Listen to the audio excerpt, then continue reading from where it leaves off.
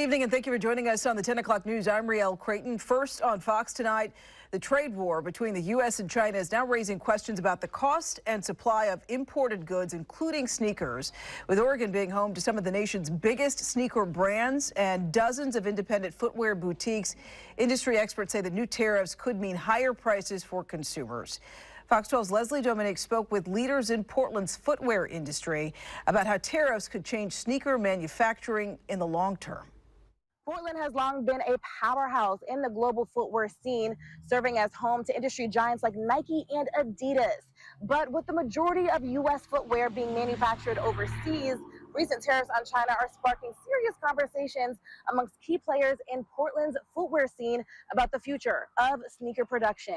These were the shoes actually that got held up in the first round of tariffs. Herbert Beauclair, co-founder of Sneaker Week PDX, remembers the impact of tariffs during the first Trump administration. And now he says history could be repeating itself. My feed is just flooded with just tariff talk. With the recent wave of tariffs on imports, the former footwear marketer says designers and brands, both independent and global, are bracing for what could be a shakeup to the sneaker supply chain. The biggest impact that tariffs have is, for one, sourcing materials. That's anything that is being shipped and traded into another country, as well as the manufacturing, the assembly, the actual work that goes into producing the shoe itself. And that even falls all the way down to packaging. According to the Footwear Distributors and Retailers of America, 99% of all shoes sold in the U.S. are imported, the majority from Asia. Although President Trump announced a 90-day pause on most country-specific reciprocal tariffs last week, China is an exception, facing a steep 145% tariff rate. Beauclair says the cost of these tariffs will likely land on consumers, pushing premium sneakers that are made in China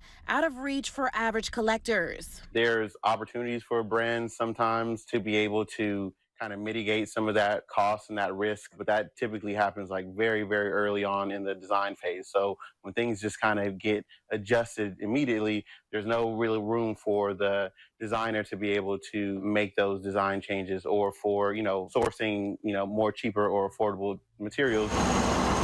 Inside the Povey building in Old Town, It lays an extremely thin layer of powder. footwear manufacturer Hilos is taking a different approach, producing shoes with 3D printers right here in Portland. We're seeing new technologies like 3D printing and generative design allow for us to rethink how we make shoes so we can make them in the U.S. President Donald Trump says his goal for the tariffs is to boost American manufacturing. Hilos may already be a step ahead. Brands are interested, and as I mentioned, factories are interested because they know they need to have a footprint in the United States. They need to have a footprint beyond the one country where their factory is based. Reporting in Northwest Portland, Leslie Dominique, Fox 12 Oregon.